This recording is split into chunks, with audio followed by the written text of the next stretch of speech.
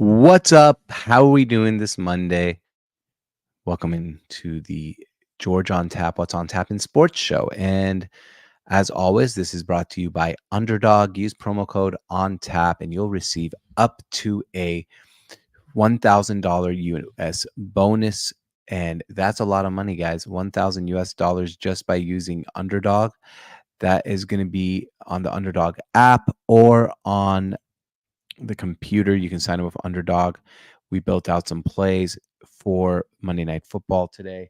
And not just that, look at this. If you use our promo code on tap, you will get today Joe Burrow just over a total half a yard. And we build these all out with RotoWire. And last but not least, Rebet. Rebet is available in 46 out of 50 states.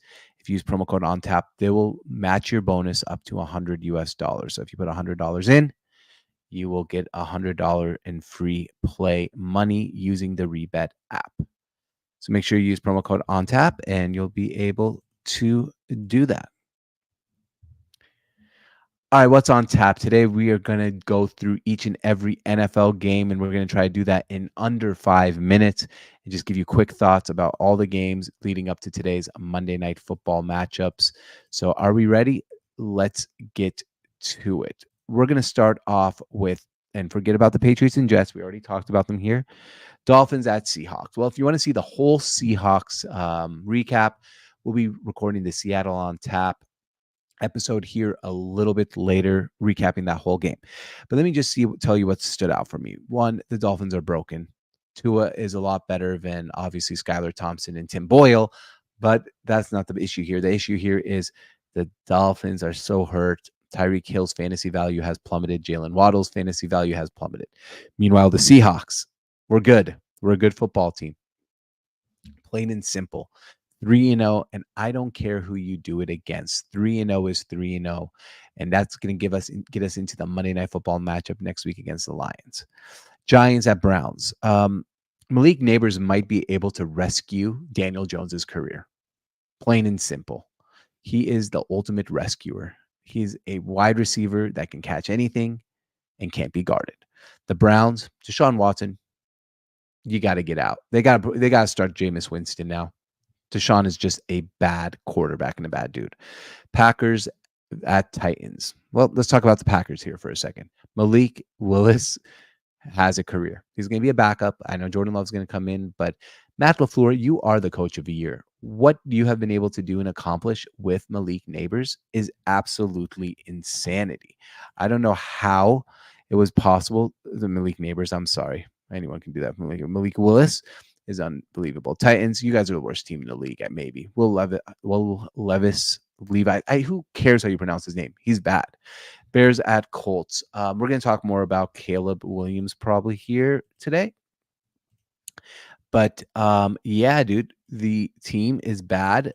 The quarterback might not be very good right now. 33, 52, 363, 2 touchdowns, but he also had 2 picks. But the offensive line can't block. The Bears cannot do anything to give their quarterback a good situation. Meanwhile, the Colts, I know they won this game, but Anthony Richardson made one of the worst interceptions I've ever seen. Texans at Vikings. Texans, you might not be as good as we thought. Let's just say that. But I want to talk about the Vikings. Sam Darnold, what the heck is that?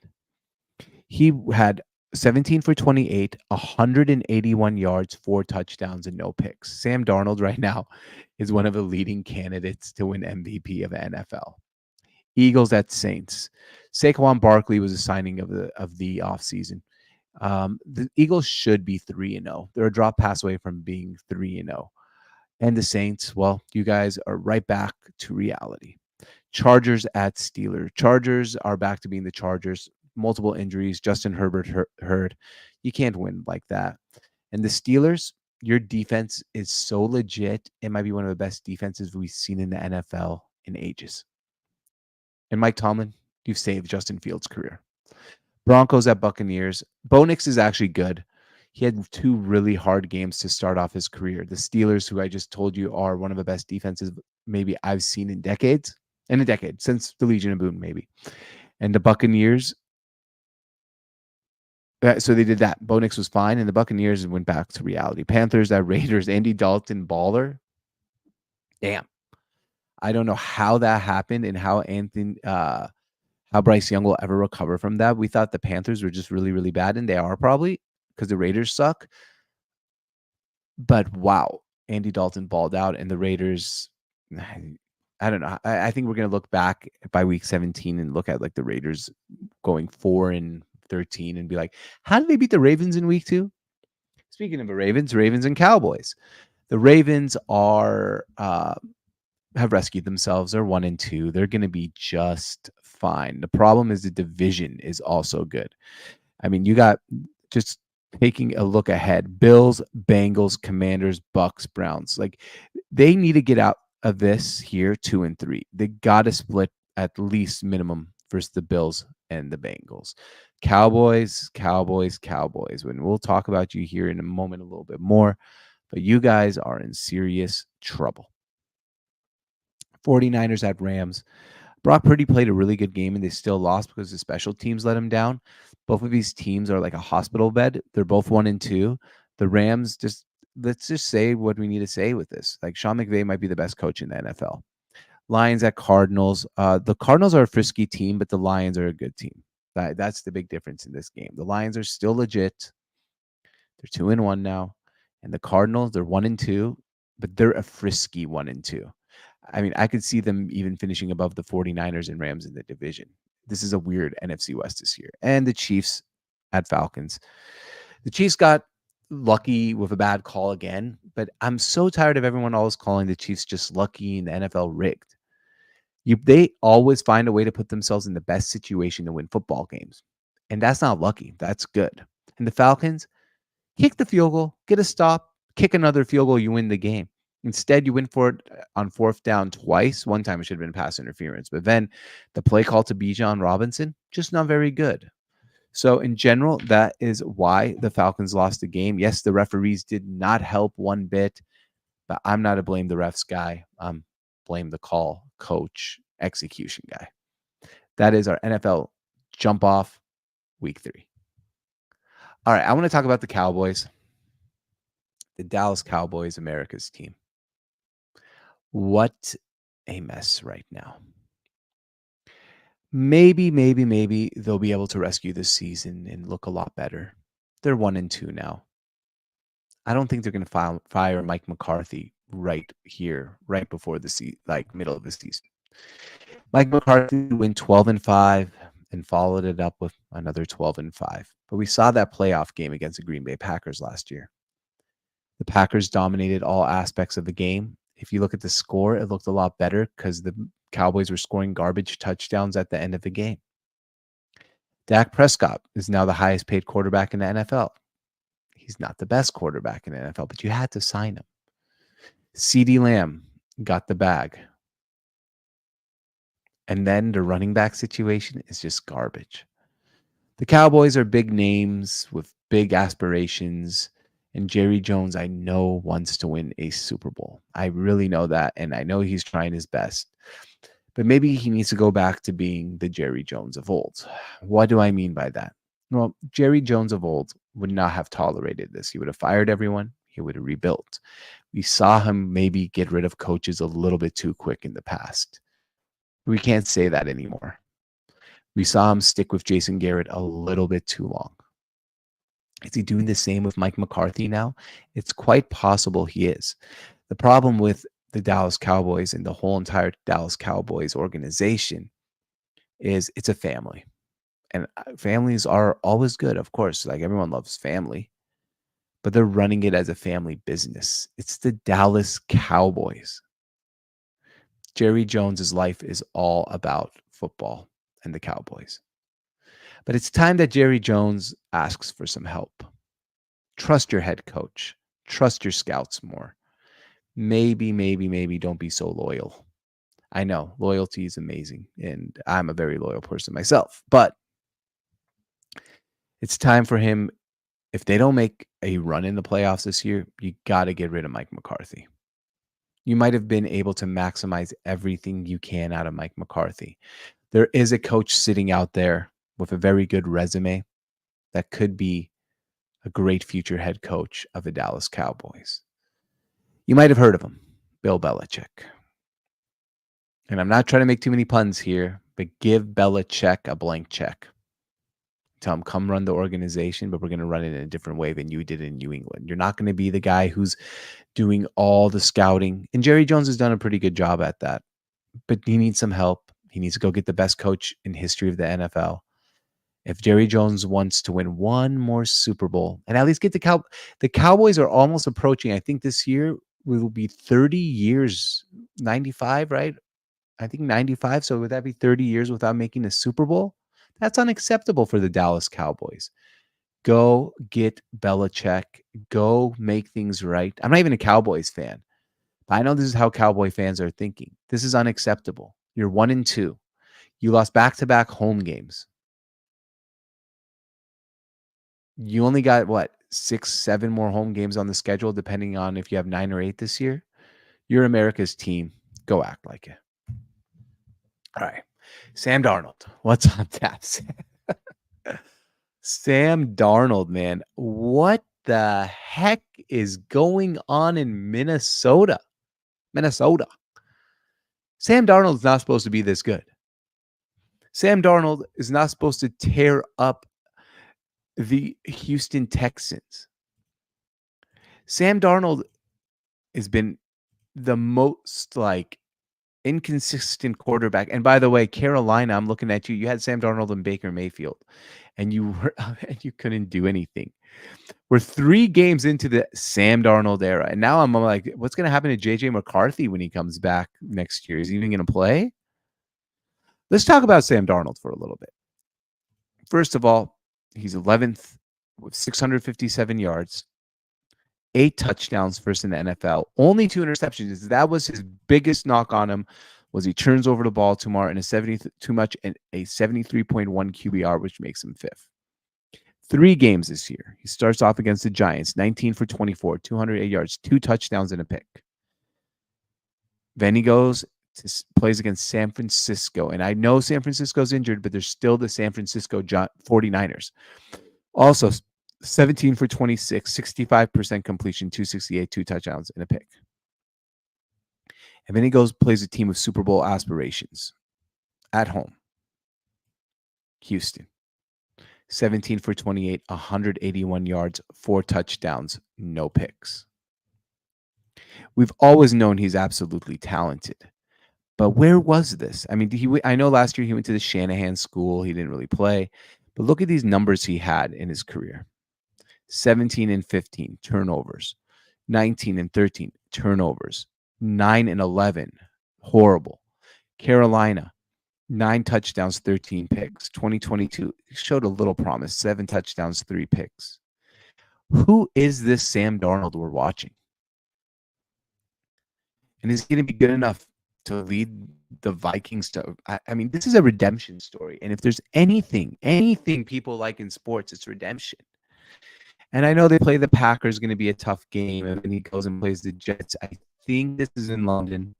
The Lions, but there's winnable games on the schedule. I just love me a redemption story. And I don't know why I cannot come back on the screen, guys. I'm trying to come back for you guys. Woohoo. I don't know what's going on here. All right. Give me a moment, guys. I'm trying to pop myself back on the screen. And see me in big. There I am. Sorry about that. But yeah, you see this team, and it's a redemption story. And I think that's what people love about sports.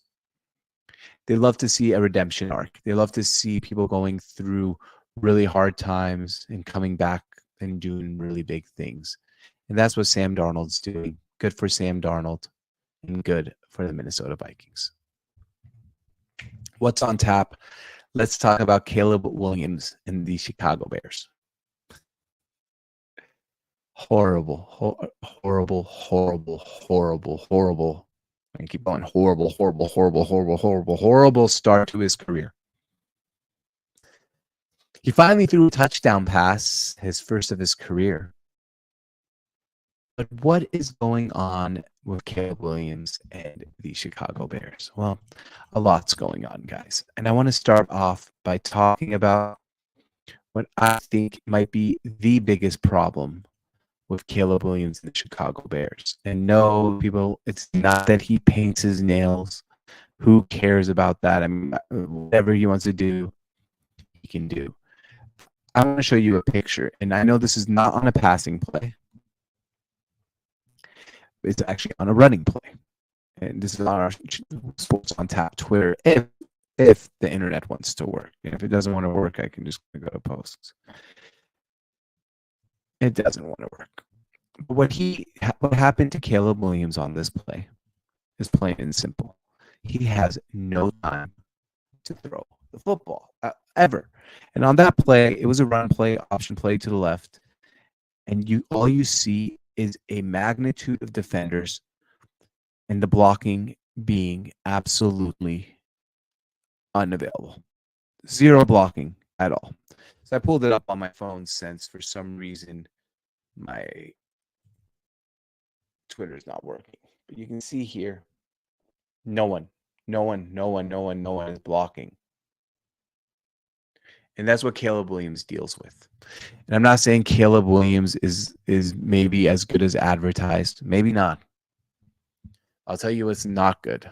This coaching staff, Shane Waldron, I watched him in Seattle. I know he did pretty good with Geno Smith, but Shane Waldron's not it. Eberflus, not it. That offensive line, not it. They have zero running game. And when I say zero running game, I wish I was even like, it could even give you a glimpse of how bad this running game is.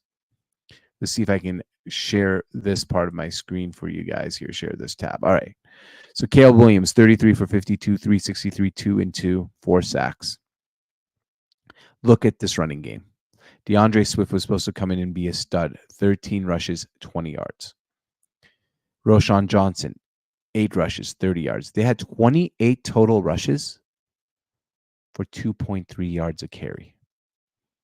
When you have a rookie quarterback, what you need is to give him an opportunity to do things. And you can only do that simply by giving him a run game, play action, and making things easy on him. Going into the NFL is definitely an adjustment. And look at what we have here. All right, I found what I was looking for. Caleb Williams is almost a rushing leader on the team. 11 carries for 67 yards. But remove that, they're under 200 yards rushing on the season. Their supposed stud running back, DeAndre Swift, has 37 carries for 68 yards, which is 1.8 average. This doesn't work. The running backs, plain and simple, do not work.